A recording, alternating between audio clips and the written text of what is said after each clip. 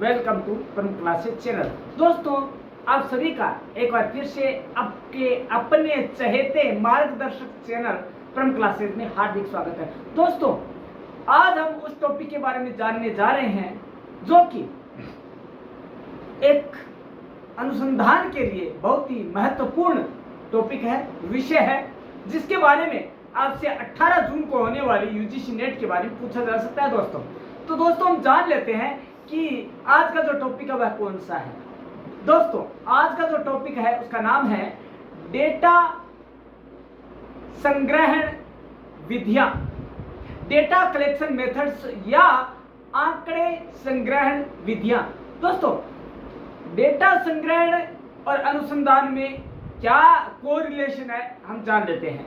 दोस्तों, जब भी हम अनुसंधान की बात करते हैं, अनुसंधान में शोध, रिसर्च चाहे किसी भी टाइप का हो, वैज्ञानिक हो, सामाजिक हो, गुणात्मक हो, मात्रात्मक हो, सभी में पहला स्टेप आता है समस्या का निर्माण। समस्या क्या?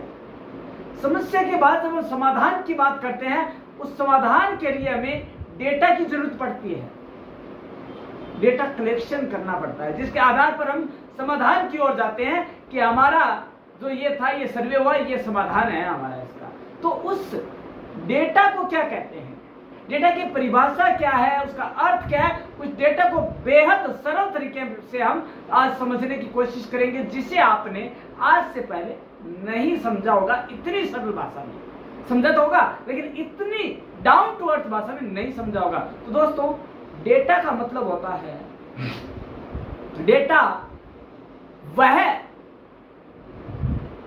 सामग्री है जो कि हमें प्रासंगिक स्रोतों से प्राप्त होती है जब हम किसी समस्या के समाधान की ओर आगे बढ़ते हैं, और यह मूलतया रिसर्च में पाया जाता है। दोस्तों, इसे समझने के लिए हम और परिभाषाओं की ओर गौर करेंगे, तो हम सबसे पहले एक ऐसे समाजशास्त्री की परिभाषा लेंगे जो कि लगभग प्राय रिसर्च मेथोडोलॉजी में उनकी परिभाषाएं आम है, और उनका नाम है गुडे व हट। गुडे व हट के अनुसार, अकॉर्डिंग टू गुडे एंड हट, data is such A component which helps us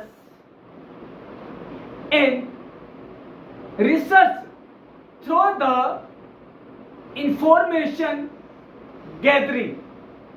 उनका मतलब कहने का ये था कि डेटा कलेक्शन वह विधि है जो हमें रिसर्च में सामग्री संग्रहण के लिए हेल्प करती है। दूसरा है शेल्डन के अनुसार, according to Sheldon, data is helpful contents in research. दोनों का मतलब सेम है, लेकिन एक ने विस्तार से समझाया, एक ने शॉर्ट में कह दिया। तो दोस्तों, हम यदि सार के रूप में जाना चाहें तो डेटा किसी भी शोध के लिए प्रासंगिक स्रोतों से प्राप्त होने वाली सामग्री को कहते हैं। दोस्तों, ये सामग्री क्या काम आती है बता दूं। पहला तो है, जब हम समस्या का निदान खोजते हैं तो डेटा हमें क्या है, उस तरफ अग्रसर करने में मदद करती है, उस तरफ सोचने के लिए डाइवर्ट करती है कि हम सही दिशा में जा रहे हैं ना, और जो डेटा मिलता है क्या वह उससे कोरिलेट कर रहा है या सहसंबंध है या नहीं है।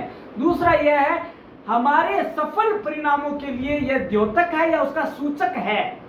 हमारी सफलता के लिए ये जो डेटा कलेक्शन है, डेटा संग्रहण है, वो उसका सहायक सिद्ध होता है। तो अब हम देख लेते हैं दोस्तों कि डेटा संग्रहण विधियां कितने तरह की होती है, टाइप्स ऑफ डेटा कलेक्शन। दोस्तों, बात यह आती है कि क्या प्रकार भी होते हैं इसके। हाँ दोस्तों, होते हैं इसके प्रकार भी होते हैं, इसकी विधियों के प्रकार भी है। जैसा कि हम जब खाना बनाते हैं तो उसके प्रकार हैं, पराठा हो गया, पूरी हो गई, चपाती हो गई, रोटी हो गई, तो ये सारे क्या है, प्रकार है। ऐसे ही इसके दो प्रकार हैं, प्राथमिक डेटा संग्रहण विधियां, primary data collection methods, and second is secondary data collection methods. दोस्तों, आज जो हम जानेंगे, आज के लेक्चर में हम जिन्हें जानेंगे वो है प्राइमरी डेटा कलेक्शन और प्राथमिक डेटा कलेक्शन मेथड्स और विधियां। दोस्तों कल के लेक्चर में हम जानेंगे सेकेंडरी डेटा मेथड्स को। आज का जो लेक्चर है उनमें से हम जानते हैं कि प्राथमिक डेटा कलेक्शन क्या है। दोस्तों जो डेटा हमें फर्स्ट हैंड ही मिल जाता है वो क्या है? प्राथमिक डेटा कलेक्शन। दोस्तों हमने कोशिश की और हमारा डेटा हाथ लग गया, हमने थोड़ी सी कोशिश की लेकिन यह महत्वपूर्ण है सेकेंडरी की बजाय। तो प्राथमिक क्या है? प्राथमिक आवश्यकताएं जैसी होती है रोटी कपड़ा और मकान, वैसे ही डेटा संग्रहण की पहली विधि जो है प्राथमिक डेटा कलेक्शन है, प्राथमिक डेटा संग्रहण विधि, वह सबसे ज्यादा इंपॉर्टेंट है। और यह भी दो तरह की होती है दोस्तों, मात्रात्मक और गुणात्मक। अब हम जान लेते हैं कि मात्रात्मक डेटा कलेक्शन मेथड क्या है। दोस्तों मात्रात्मक डेटा कलेक्शन जहां गणितीय जानकारी या सामग्री की जरूरत पड़ती है, डेटा संग्रहण करने की जरूरत पड़ती है, उसे हम क्या कहते हैं? मात्रात्मक या गणितीय है। क्वांटिटेटिव, क्वांटिटी में कितना है, क्वांटिटेटिव मेथड्स, इसमें क्या होता है? मीन, मोड, मीडियन, इसी तरह के और भी कई, कार्ल पियर्सन का जो मेथड है ना, इसके अंदर हम क्या करते हैं? प्राथमिक डेटा कलेक्शन। एक तो होगा मात्रात्मक, एक होगा गुणात्मक। गुणात्मक में गणितीय चीजें आड़े नहीं आती है, गणितीय जो है मेथडोलॉजी वो नहीं काम आती है, इसमें खाली हमें गुणों के आधार पर, लेकिन ये ज्यादा प्रभावी है क्योंकि इसमें हमें ज्यादा सटीक जानकारी मिल सकती है। और वो है उनके जो प्रकार है वह साक्षात्कार मतलब इंटरव्यू, अवलोकन ऑब्जर्वेशन, और प्रश्नावली मतलब क्वेश्चनियर, एंड अनुसूची मतलब शेड्यूलिंग। तो दोस्तों इन्हें क्रम वाइज जानेंगे।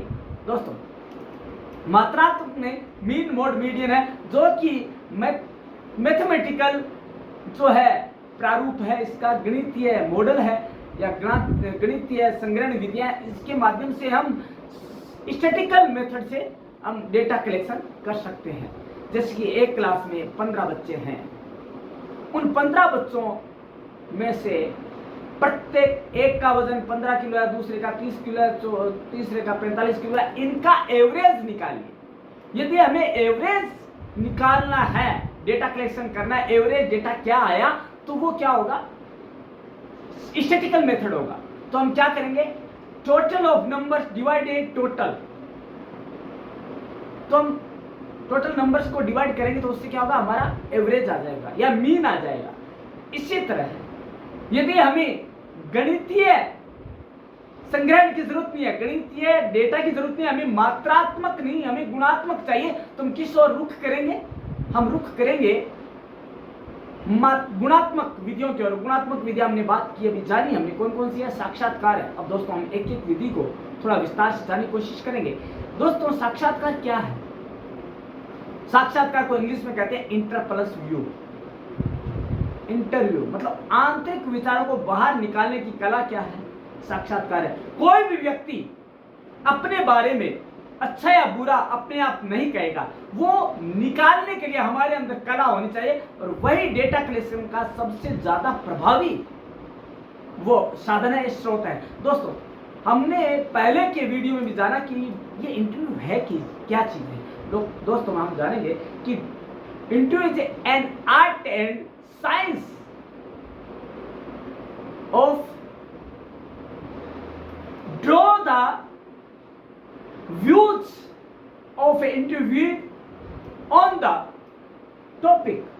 दोस्तों होता क्या है? इंटरव्यू एक कला है और एक विज्ञान का मिश्रण है, सम्मिश्रण है, जो कि एक साक्षात्कार दाता के विचारों को किसी विषय पर प्राप्त किया जाता है। दोस्तों जो साक्षात्कार देने वाला है, जिसे हम साक्षात्कार करने जा रहे हैं, उससे जानकारी निकालना इतना आसान नहीं है। वो आपके पास आर्ट होनी चाहिए, आपके पास हाजिर जवाबी होनी चाहिए कि आप हाजिर जवाबी कैसे उनसे पूछ सकते हैं। एक होगी बात हाजिर जवाबी में क्या हुआ, तो उसके बाद क्या होता है? हाजिर जवाबी की तो है ही, और साथ ही लेकिन आपकी बोलने की जो कला है बड़ी शालीन होनी चाहिए, आदर सूचक शब्द होने चाहिए। क्योंकि दोस्तों क्या होता है? आदर दे दे बोले तो वाइस बली के बेर, ऐसा नहीं होना चाहिए। हमें क्या है? जरूरत के टाइम ही आदर्श सूचक शब्दों का काम नहीं करना चाहिए, हमें लेना चाहिए, हमें हमेशा ही आदर्श सूचक शब्दों को काम में लेना चाहिए, क्योंकि दोस्तों रेस्पेक्ट है वो गिव एंड टेक की चीज है दोस्तों, एक तरफा नहीं चलता है। दोस्तों कम्युनिकेशन के थ्रू हम जब साक्षात्कार की बात करते हैं तो हमें करना क्या है, हमें हमारे विषय पर जानकारी प्राप्त करनी है, हम जिस समस्या से होकर गुजर रहे हैं उससे संबंधित हमें मैटर चाहिए, हमें डेटा चाहिए, तो हम क्या करेंगे साक्षात्कार। और सबसे प्रभावी क्यों है, सबसे ज्यादा प्रभावी इसलिए है क्योंकि हम उस व्यक्ति से आमने सामने बात कर रहे हैं जिसने इस समस्या का सामना उसने भी किया है, तो वो हमें इसके जो है समाधान के तरीके आराम से आसानी से बता पाएगा और इजीली हमें उनसे अवगत करा पाएगा। तो दोस्तों साक्षात्कार के भी कई प्रकार हैं दोस्तों, पूर्व निर्धारित हो गया, अनिर्धारित हो गया, उसे अकस्मात कहते हैं, वॉक्स पॉप हो गया, है ना। वॉक्स पॉप में क्या हुआ, आप निकले सिनेमा हॉल से, फ्राइडे को शायद मूवियां लगती है भारत के अंदर और फ्राइडे फर्स्ट शो होता है, तो आप गए और आप जैसे ही हॉल से निकले फिल्म देख के, तो आपको रिपोर्टर आपके मुंह में माइक ठूंस कर पूछता है कि आपको मूवी कैसी लगी, वो जानना चाहता है कि मैं देखूं या नहीं देखूं, तो आप अपनी प्रतिक्रिया जो देंगे वो स्कोप है, वो साक्षात्कार है दोस्तों। अब हम बात करते हैं आकस्मिक, कई बार चलते चलते रास्ते में एक्सीडेंट होता है, हम लोगों से उसके बारे में बात करते हैं, एक्सीडेंट के बारे में, कैसे हुआ, क्यों हुआ, यदि हम बचा पाते तो इसका, यदि हम कोशिश करते का इसका परिणाम क्या हो सकता है, इस तरह के। तो ये होता है आकस्मिक, जिसमें किसी के शामिल होने का कोई भी तय नहीं होता है कि इसमें वो व्यक्ति शामिल होगा।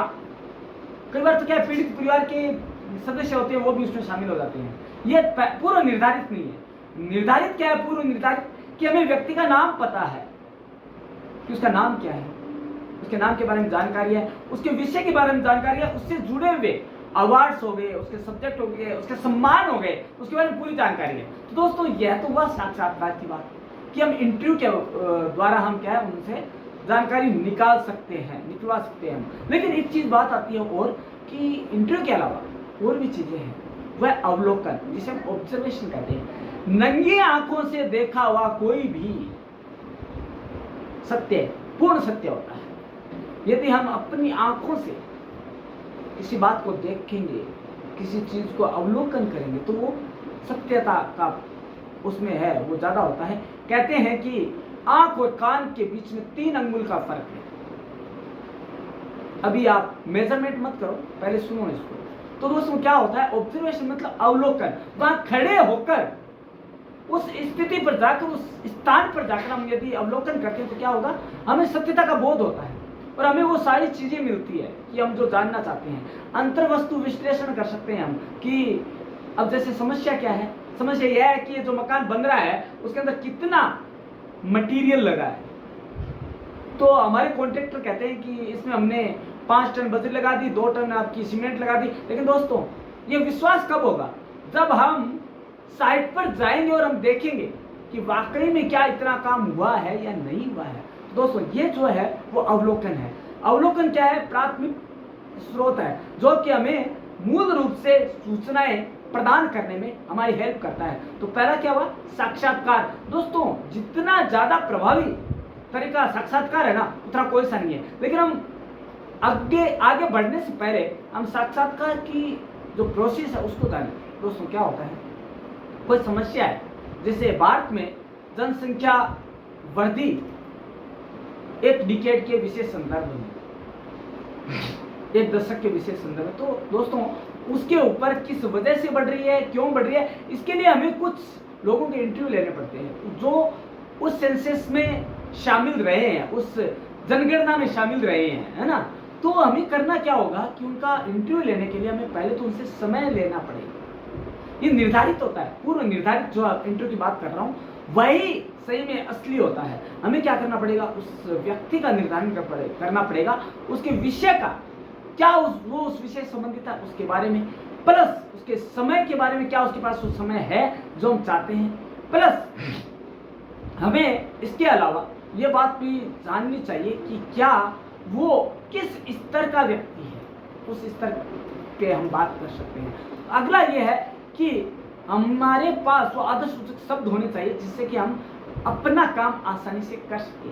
दोस्तों एक काम होता है काम निकलवाना, एक काम होता है काम निकलवाना और एक होता है काम करना। दोनों में रात दिन का फर्क है। काम निकलवाना मतलब स्वार्थ सिद्धि हुई और हम उसे भूल गए। एक होता है कि आदर के साथ बातचीत करना और इन फ्यूचर भी हम जब भी उसे याद करें वो हमें पलट कर जवाब दे, हमारे फोन का जवाब दे या हमारी बात करने का जो जरिया उसे पसंद है। तो दोस्तों क्या होता है, हमने नाम भी पता कर लिया उस स्पेशलिस्ट का, उसके बाद हमें सब्जेक्ट का भी पता लग गया, उसके अवार्ड के बारे में पता लग गया, उसकी जानकारी हासिल कर ली हमने, लेकिन इसके साथ हमें कुछ टेक्निकल नॉलेज भी होना चाहिए। साइंस, इसलिए मैंने कहा आर्ट एंड साइंस है। आर्ट तो बात करने का तरीका लहजा हो गया और साइंस हो गई जब हम वहां जाते हैं तो हमारे पास साइंटिफिक टूल्स होने चाहिए, जैसे माइक हो गया, रिकॉर्डिंग सिस्टम हो गया। रिकॉर्डिंग मोबाइल में कर सकते हैं, लेकिन कई बार क्या होता है मोबाइल बिगड़ जाता है, मोबाइल खराब हो जाता है, तो हमें करना क्या पड़ता है, कुछ हमारे पास एक्स्ट्रा ऑर्डिनरी रिकॉर्डिंग सिस्टम होना चाहिए, प्लस हमें स्टेनो का नॉलेज होना चाहिए, शॉर्ट हैंड का नॉलेज होना चाहिए, ताकि हम वो चीज़ है वो शॉर्ट में लिख पाए। तो दोस्तों हमने उसके बारे में बात की, लेकिन कई बार क्या होता है बात करते करते वो बहुत अधिक बोरियत होने लग जाती है, इंटरव्यू जो है बोरियत होने लग जाती है। तो हमें उसे सहज बनाने के लिए कुछ छुटीली बातें, कुछ चुटकुले उससे संबंधित, उसी समय जो विषय उससे संबंधित वो करने पड़ते हैं, सुनने पड़ते हैं या बताने पड़ते हैं, ताकि श्रोता जो है वो बोर ना हो और उसे सुने और देखे। लेकिन दोस्तों कई बार क्या होता है जो इंटरव्यू देने वाला है वो क्या दिशा से भटक जाता है और कोशिश करता है कि सामने वाला भी थोड़ा सा दिशा से भटक जाए, लेकिन हमें ऐसा नहीं कर। जो इंटरव्यू ले रहा है वो क्या किसके लिए काम कर रहा है, वो जनता के लिए कर रहा है, पब्लिक के लिए है। तो उसे क्या करना, वापस उसमें ऐसी हाजिर जवाबी होनी चाहिए, ऐसा उसके अंदर कला होनी चाहिए ऐसी कि वो उसे पुनः पटरी पे ले आए और उस जो इंटरव्यू है उसे जोड़े रखे या उसे निरंतरता ला सके। दोस्तों उससे पहले एक चीज़ है, जब हम उन्हें बुलाते हैं तो हमें आदर के साथ उसका सम्मान करना आना चाहिए कि आपका हमारे स्टूडियो में स्वागत है, मैं अपनी और अपने श्रोता भाई और बहनों की ओर से आपका स्वागत करता हूं और आइए हमारे आज स्टूडियो में इस फला व्यक्ति है वो विषय के विशेषज्ञ है और आज हम इनके अनुभवों का लाभ लेते हुए हमारे इस विषय पर गहन जानकारी प्राप्त करेंगे और चिंतन और मनन करने की कोशिश करेंगे। तो इस टाइप से हम करेंगे तो उनको क्या एक आदर्श सूचक शब्द मिलेगा, तो वो एक फ्री माइंड होकर आपसे बात करेगा। इसके बाद क्या आता है, ड्यूरिंग हमें क्या करना है, हमें हमारी टेक्नोलॉजी का नॉलेज रखना और हमें जो क्वेश्चन सूची हम बना के लाए हैं, प्रश्न सूची, उसका भी हमें ध्यान रखना है कि कहीं हम क्वेश्चन से भटक नहीं जाए। लेकिन कई बार होता है दोस्तों वो हमें कुछ ऐसी जानकारियां प्रदान करते हैं कि यदि हमने रटा क्वेश्चन पूछा तो उसमें वो चीज़ नहीं आएगी, वो वास्तविकता नहीं झलकेगी, यथार्थता नहीं आएगी। तो हमें करना क्या होगा, हमें जो उसने जानकारी दी उसी में से क्वेश्चन पुटअप करने पड़ेंगे। कोई व्यक्ति कहता है कि मेरे को इसके लिए अवार्ड मिला, तो यदि हमारे पास खाली क्वेश्चन सूची बनी हुई है पहले से, हम क्या करेंगे उससे आगे वाला क्वेश्चन पूछेंगे। नहीं तो हम प्रति प्रश्न ये पूछ सकते हैं कि आपको ये अवार्ड मिला, किस साल मिला आपको ये, और किसके हाथों मिला, किसके हाथों आप सम्मानित हुए और आपने इस सम्मान को है वो बहुत अधिक और सम्मानित कर दिया है, इसको सम्मान अपने हाथों में लेकर और अधिक उसे सम्मानित कर दिया। तो उससे क्या आदर्श सूचक शब्द भी मिलेंगे और उसकी जो है वजन, उसकी बात को वजन भी मिलेगा। उसके बाद पूरा हमने बातचीत की और लास्ट में भी हमें ये कहना है कि आपने हमें अपने कीमती समय में इसको निकाल कर दिया, इसके लिए हम आपके आभारी हैं और हमारे श्रोता और दर्शक बंधु भी आपके आभारी हैं। लेकिन हमें आशा है कि जब भी हमें भविष्य में आपकी जरूरत पड़ेगी आपके मार्गदर्शन की, तो आप हमें समय देने की कोशिश करेंगे। ये तो एक साक्षात्कार जो कि प्राथमिक डाटा संग्रहण की विधि है। दूसरा होता है अवलोकन। अवलोकन का हमने जाना कि उस साइट पर जाकर हमें जानकारी प्राप्त करनी पड़ेगी, तभी हम प्रत्यक्ष रूप से, परोक्ष नहीं, प्रत्यक्ष रूप से उस चीज को देख पाएंगे और उसके अंदर न तो कोई टेक्नोलॉजी काम आएगी, न वीडियो कॉलिंग है, न कॉन्फ्रेंस है, कुछ भी नहीं है। उसमें आपको नंगी आंखों से ऑफलाइन ही जाना पड़ेगा। ऑफलाइन जाकर ही उसको हम औचक निरीक्षण भी कर सकते हैं। अवलोकन का एक प्रकार है औचक निरीक्षण। आप जाकर वहां पे वस्तु स्थिति को यदि सही ढंग से जानना चाहते तो आप अपनी नंगी आंखों से देखिए। न कोई बीच में आपके पर्दा है, न कोई आपके वीडियो कॉन्फ्रेंसिंग है, न कोई एडिटिंग है, न कोई आपके पास लाइव है और आप हो और आपके सामने स्थिति है, बस ये होनी चाहिए। यह है अवलोकन, जिससे कि आप वहां से डेटा कलेक्शन कर सकते हैं। आपने किसी ने बताया कि हमने ए ग्रेड की सीमेंट यूज की है आपके मकान बनाने में, हम गए और हमें पता लगा कि वाई ग्रेड की भी नहीं है, तो आप वहां से आप डेटा कलेक्शन कर सकते हैं। वहां से आप जानकारी आंकड़ा इकट्ठे कर सकते हैं, उन्हें बता सकते हैं कि हमने ये लिया और ये समय वहां का हमने इस समय ये लिया था। उसके अलावा हमें जो फायदे क्या हो सकते हैं अवलोकन से, हम सही स्थिति का जानकारी प्राप्त करके हम समस्या के निदान को सोच सकते हैं कि हमने यदि हमारे साथ किसी कोई छलावा कर रहा है तो हम उसके प्रति कैसे सजग रह सकते हैं, अवलोकन ये होता है। उसके बाद आता है दोस्तों दो जो मेन है इसकी विधियां, वो है प्रश्नावली और अनुसूची। दोस्तों दोनों है प्रश्नों की सूची, लेकिन दोनों में भेद बहुत ज्यादा है दोस्तों। प्रश्नावली भी प्रश्नों की सूची और अनुसूची तो है ही। दोस्तों हम बात करते हैं प्रश्नावली की पहले। दोस्तों प्रश्नावली में प्रश्नकर्ता और उत्तरदाता दोनों आमने सामने नहीं होते हैं। गुडेवाट ने बहुत ही अच्छे शब्दों में कहा कि प्रश्नावली वह विधि है जिसके द्वारा हम परोक्ष रूप से अपने विषय या समस्या के बारे में निदान के लिए लोगों से उनके उत्तर प्राप्त करते हैं। हम क्या करते हैं, हम सवालात करते हैं उन व्यक्तियों से जो उस फील्ड से जुड़ा हुआ है, उस विषय से जुड़ा हुआ है, लेकिन प्रत्यक्ष रूप से नहीं। हम कैसे बात करते हैं, हम उन्हें बाय पोस्ट भेजते हैं, बाय मेल भेजते हैं, बाय मैसेज करते हैं, रिक्वेस्ट करते हैं कि भैया आप इसे भेज दीजिए। लेकिन इसके भी कई प्रकार हैं। ये डाक द्वारा भेजी जाती है दोस्तों। पहले डाक का माध्यम था खाली, जिस टाइम ये प्रश्नावली की अवधारणा आई उस टाइम डाक एक माध्यम था। उसके बाद मेल आ गया, उसके बाद SMS आ गया, उसके बाद व्हाट्सएप आ गया, कई और भी विधियां हैं जिसके माध्यम से हम प्रश्नावली अपने जो प्रश्न है उसके प्रति उत्तरदाता से उत्तर प्राप्त कर सकते। देखिए दोस्तों, इसको हम जब प्रश्नावली का निर्माण है बहुत ज्यादा इंपॉर्टेंट है। पहले तो हमें समस्या का उसमें ब्यौरा देना पड़ेगा, समस्या क्या है, फिर हम उसे कैटेगरी में बांटेंगे, किन किन लोगों से हम सवाल कर रहे हैं, उम्र के हिसाब से, एज के हिसाब से। एज हो गई 8 से 10 साल, उसके बाद हो गई 15 से 20 साल, फिर हो गया 30 से 35, फिर हो गया 35 एंड अबोव। उसके बाद क्या होता है, हम उससे सेक्स के हिसाब से जानेंगे, हम उसमें लिंग आधार पर करेंगे, लिंग में क्या है, स्त्री है, पुरुष है या अन्य है ना। उसके बाद हम उससे जानेंगे कि बालक है या बालिका है ना। उसके बाद हम जानेंगे कि रूरल एरिया है या अर्बन एरिया, एरिया के हिसाब से जानेंगे। तो दोस्तों इसमें हम कई कैटेगरीज कर सकते हैं जो कि टेबुलेशन के फॉर्म में होगा। टेबुलेशन को हम अलग हमारे लेक्चर में जाने की कोशिश करेंगे। लेकिन दोस्तों प्रश्नावली होता है क्या, बाय पोस्ट भेजी जाती है, राइट, संक्षिप्त में होती है, राइट, उसके अलावा प्रभावी होता है, ये भी अलग है। तो दोस्तों ये सारी चीजें क्या है, प्रश्नावली के बारे में बहुत सी जानकारियां होती है जो, और ये डाक के द्वारा भेजी जाती है, परोक्ष रूप से आप जुड़े होते हैं, प्रत्यक्ष नहीं होता है। एक और चीज है, इसमें उत्तरदाता उत्तर दे ही, यह जरूरी नहीं है, इसलिए प्रभावी भी इतना अधिक नहीं होता। तो दोस्तों बात आती है क्या इसके प्रकार होते हैं, हाँ होते हैं ना। इसके भी 3 प्रकार हैं, open questionnaire, close questionnaire and mixture questionnaire.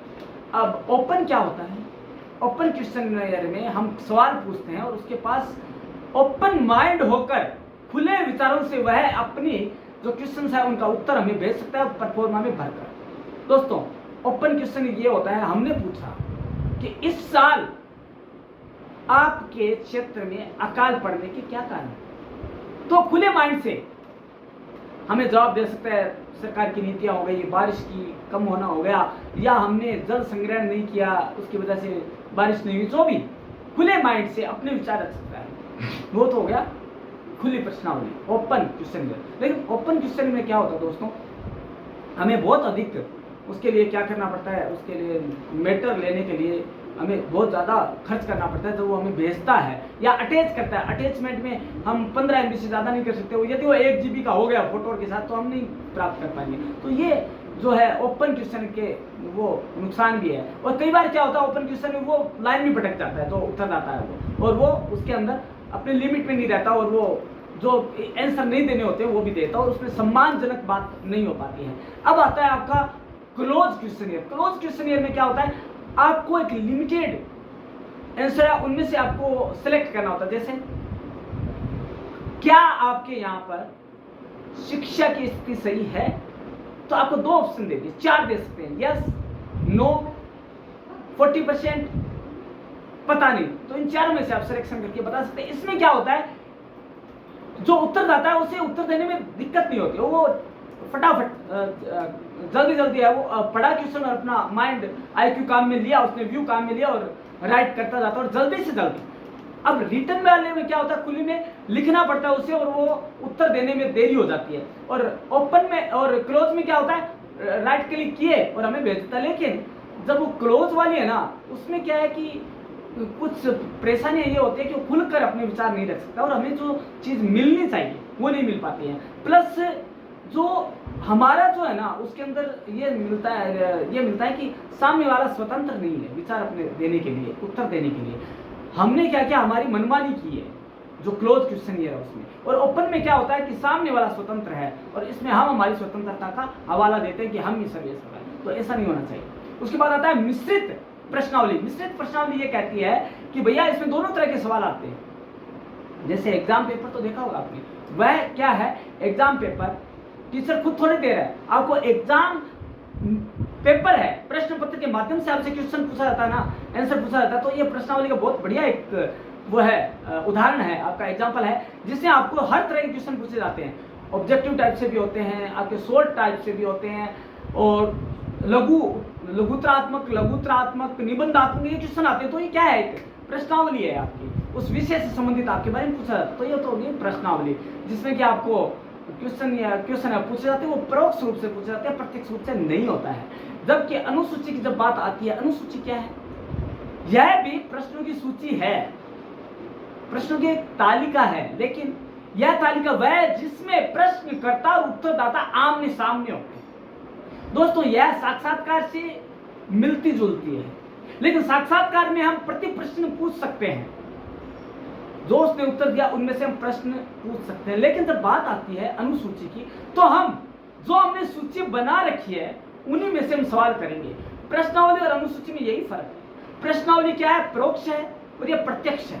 प्रत्यक्ष रूप से आमने सामने, प्रश्नकर्ता और उत्तरदाता दोनों आमने सामने है। और लेकिन एक चीज और है, अनुसूची का नुकसान यह है कि आप उत्तरदाता को प्रभावित कर सकते हैं। वहां बैठे बैठे आप ये कह सकते हैं, यार देख लो यार, इसके अंदर 40% या फिर 60% तो कर ही दो, तो हम उसके विचारों को प्रभावित कर सकते हैं। लेकिन यदि आपने विचारों को प्रभावित कर दिया तो आपको सही डेटा नहीं मिलेंगे, आपको जो है ऑथेंटिक डेटा जो है, जो प्रमाणित डेटा, वो नहीं मिल पाएगा, क्योंकि आपने उसको प्रभावित कर दिया, उसकी सोच को प्रभावित करने की कोशिश की आपने। तो आप ये कहेंगे, यार देख लो, अब मेरा रिसर्च का काम है यार, आपकी वजह से हो जाए, तो आपको कौन सा करना है, आप तो यार भर दो ना इसको। तो ये भर दो ना, ये क्या चीज़ है, वो आपका क्या है, एक आप उसको प्रभावित कर रहे हैं। प्रभावित करने का मतलब क्या है कि प्रभावित तो कर दिया आपने, लेकिन प्रभावित करने से क्या होगा, आपका जो डेटा संग्रहण का काम है वो सही तरीके से नहीं हो पाएगा। और नहीं हो पाएगा तो क्या है, रिसर्च ढंग से नहीं हुआ, वो वैज्ञानिक शोध नहीं होगा, वो काम चलाओ शोध होगा।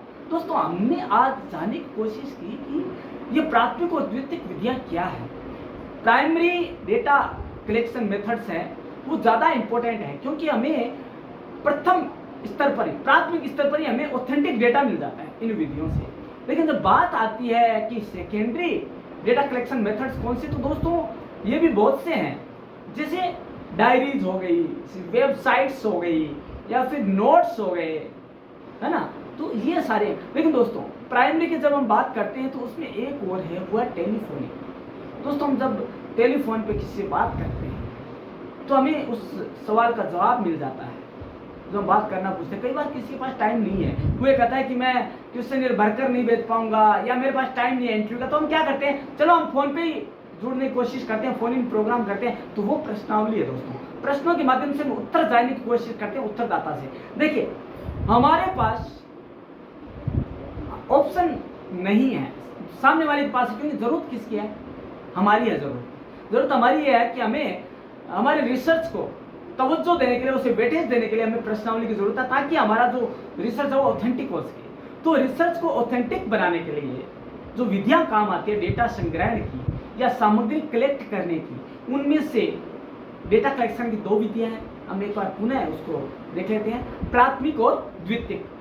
प्राइमरी में क्या होता है कि हम वहां पर हमारा खुद का मौजूद होना प्रभावी होता है, हम वहां पे मौजूद होकर और कोशिश करते हैं कि मौजूद रहकर उस डेटा को कलेक्शन करें, ताकि हमारा जो रिसर्च है वहाँ उसमें कहीं लेकिन किंतु परंतु ना हो, और वो पूरा एक स्मूथली काम हो। ऐसा नहीं हो कि भाई काम चलाऊ है, इसका जो परिणाम है काम चलाऊ है, निष्कर्ष है वो काम चलाऊ है, और हमारे पास हमारी थीसिस है वो लौट कर आ जाए। ऐसा नहीं करना है, हमें काम करना है एक बार ऑथेंटिक काम करना, और सटीक काम करना, और प्रमाणिक काम करना है। जहाँ प्रमाणिकता नहीं है वहाँ शोध नहीं है दोस्तों। देखिए अंधविश्वास और विज्ञान में फर्क यही है, अंधविश्वास सुनी सुनाई बात में विश्वास करता है, विज्ञान क्या करता है, विषय का ज्ञान, जो विशिष्ट ज्ञान है उस पर विश्वास करता है। और विशिष्ट ज्ञान कैसे मिलेगा? जब आप प्रायोगिक तौर पर करेंगे। प्रायोगिक तौर पर कब होगा? जब आप खुद जाकर देखेंगे, उसको प्रैक्टिकली करके देखेंगे। अब प्रश्नावली है तो आपने क्या किया? बाय पोस्ट भेजा, लेकिन आप कनेक्ट तो है उससे, उस व्यक्ति से बार बार फोन पे बात करें तो कनेक्ट है वो। लेकिन अनुसूची इसलिए महत्वपूर्ण ज्यादा है क्योंकि उसके अंदर आप आमने सामने बैठे हैं, प्रश्नकर्ता और उत्तरदाता दोनों आमने सामने। दोनों आमने सामने होने से क्या होता है कि आप उसी समय, अब उसमें क्या है, समय की बर्बादी नहीं होगी क्योंकि आप समय पहुंच गए वहां, खुद जाकर उनसे बातचीत कर रहे हैं और उनसे ये आग्रह करते हैं कि जल्दी से जल्दी हमारा कार्य पूरा कर दो, जो हमने सवाल पूछे उसका उत्तर देने की कृपा कीजिए। सवाल वही हो सकते हैं जो कि आपने प्रश्नावली में भेजा। प्रश्नावली में एक नुकसान यह है कि समय की अधिकता है उसमें, कई बार तो ट्यूशन ईयर उस तक पहुंचती नहीं है। कई बार यदि हम बाय पोस्ट भेजते हैं तो कई प्रॉब्लम्स हो सकती है कि आजकल डाकघर इतना सक्षम नहीं है, इतना काम नहीं करता है क्योंकि आजकल लोगों के पास ईमेल की सुविधा है। लेकिन जब ईमेल की तरफ जाते हैं, थोड़ी सी चूक हुई और ईमेल नहीं पहुंचेगा, हम सोचते रहते हैं कि हमें आंसर मिलेगा, लेकिन हो नहीं पाता, हमें डेटा कलेक्शन नहीं कर पाते हैं। कई बार व्हाट्सएप पे होता है कि कहीं एग्जाम हो रहा है, भारत में तो ये आए दिन होता है कि जहाँ पे भी एग्जाम हुआ, कॉम्पिटिटिव एग्जाम, वहाँ पे इंटरनेट पर वो जैमर लगा दिया गया है, तो वो नहीं हो पाता। तो कई प्रॉब्लम्स है, लेकिन अनुसूची में ऐसा नहीं है। अनुसूची में हम जाकर डेटा कलेक्शन कर सकते हैं, हालांकि वहाँ पे समय की बचत है, लेकिन पैसा भी ज़्यादा लगता है। हमें क्या है कि किससे मिलने के लिए भौगोलिक दूरियां पार करके जाना पड़ सकता है, यह संभव नहीं होता है, कई बार संभव नहीं है। यदि हमारा उत्तरदाता विदेश में है या अदर स्टेट में है तो कई प्रॉब्लम्स आती है उनसे जुड़ने में, आमने सामने जुड़ने में, तो यहाँ पे भी कुछ ड्रॉबैक्स हैं। लेकिन मैं कहना चाहूँगा कि अनुसूची में जब हम प्रयोग के तौर पर काम में लेते हैं तो ये ज़्यादा प्रभावी है। अवलोकन, साक्षात्कार और अनुसूची बजाय प्रश्नावली के। अनुसूची में एक ही नुकसान है कि हम सामने वाले को प्रभावित कर सकते हैं और वो प्रभावित करना हमारे रिसर्च के लिए अच्छा नहीं है, अच्छे संकेत नहीं है, लाभदायक नहीं है, क्योंकि हमने उसे अपने अनुसार मोल्ड करने की कोशिश की और अपने अनुसार मोल्ड करने से क्या होगा, वो वही बोलेगा जो हम उससे बुलवाना चाहते हैं। रटत विद्या हम उसे देंगे कि जो मैं कह रहा हूं उसी को तुम उत्तर देना, है ना। तो ये नहीं होना चाहिए। ये हुआ तो क्या है, एक जो है निष्पक्ष जो है रिसर्च नहीं हो पाएगा, और निष्पक्ष रिसर्च नहीं होगा या डेटा कलेक्शन नहीं होगा तो हमारा जो है वैज्ञानिक पद्धति है वो साकार नहीं होगी।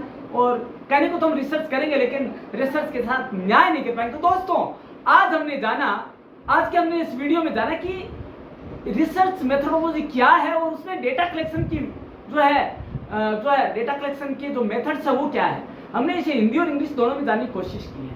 दोस्तों आज हमने जाना है कि डेटा कलेक्शन की दो टाइप्स है, दो प्रकार हैं। पहला है प्राथमिक डेटा कलेक्शन, मतलब प्राइमरी डेटा कलेक्शन मेथड्स, मतलब प्राथमिक डेटा संग्रहण विधियां, और दूसरा है द्वितीयक आंकड़ा या डेटा संग्रहण विधियां। तो दोस्तों आज हमने प्राथमिक को जाना क्योंकि ये भी थोड़ा वास्ट है और द्वितीयक भी बहुत वास्ट है। यदि हम एक दिन में जाने की कोशिश करेंगे तो बहुत ज्यादा घालमेल हो जाएगा। तो दोस्तों हमने जाना कि ये द्वितीयक संग्रहण विधि क्या है और कितनी है, तो हमने दो तरह की जानी, और प्राथमिक जो है प्राइमरी डेटा कलेक्शन कितने तरह का हुआ इसको हमने जाना कि इसमें कई प्रकार हैं। प्राथमिक में भी क्या है, मात्रात्मक है, गुणात्मक है। गुणात्मक में कौन सी है, क्वेश्चनियर है, आपका शेड्यूलिंग है, आपका ऑब्जर्वेशन है, आपका इंटरव्यू है। तो हमने चारों चीजों को जाना। चारों चीजों को जानने के बाद हमने क्या जाना, हमने ये पता लगा कि अवलोकन ही सबसे दी बेस्ट है, क्योंकि हमने वहां जाकर देखा। लेकिन अवलोकन में ड्रॉबैक क्या है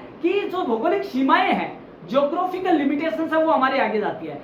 लेकिन साक्षात्कार है वो भी अच्छी है क्योंकि उसमें भी हम डायरेक्ट जुड़ते हैं और अवलोकन में भी जुड़ते हैं और अनुसूची में भी। लेकिन बात आती है प्रश्नावली की तो वहां पे दोष ज्यादा है। तो हम आज इस निष्कर्ष पर पहुंचते हैं कि जो हमने डेटा कलेक्शन के लिए प्रश्नावली को छोड़कर जो और हम अन्य साधन काम में लेते हैं वो ज्यादा महत्वपूर्ण है और ज्यादा इफेक्टिव है। तो दोस्तों आज के हमने जो इस वीडियो में जाना है, तो कितना क्या जाना है ये तो तभी पता लग पाएगा जब आप हमें कमेंट में लिखेंगे कि आपको कैसा लगा। और आप जब इसे बेल आइकन दबाकर सब्सक्राइब करेंगे तो निश्चित रूप से आपको अन्य चीजें भी जानने को मिलेगी आपकी सब्जेक्ट से रिलेटेड, और जो आप कॉम्पिटिटिव एग्जाम की तैयारी कर रहे हैं जैसे कि पीआर हो गया, जैसे कि यूजीसी नेट हो गया। तो दोस्तों इन सब के लिए यदि आपको मैटर जानना है या आपको स्टडी करनी है तो आपको परम क्लासेस से तो जुड़ा रहना ही पड़ेगा, क्योंकि परम क्लासेस ये है जो आपको हिंदी में और इंग्लिश में दोनों में जानकारी प्रदान करता है और विशेषकर हिंदी स्टूडेंट्स के लिए बहुत महत्वपूर्ण है दोस्तों। आज का वीडियो भी आपके एमजेएमसी और बीजेएमसी के स्टूडेंट्स के लिए तो बहुत अधिक महत्वपूर्ण है, क्योंकि उनमें एक पूरा पेपर ही रिसर्च मेथोडोलॉजी का है, उसके लिए ज्यादा इंपॉर्टेंट है। तो दोस्तों कल हम जानते हैं सेकेंडरी डेटा कलेक्शन मेथड्स को। कल इसी समय इसी मंच पर मिलेंगे, तब तक के लिए देखते रहिएगा प्रमुख क्लासेस चैनल। धन्यवाद, थैंक यू।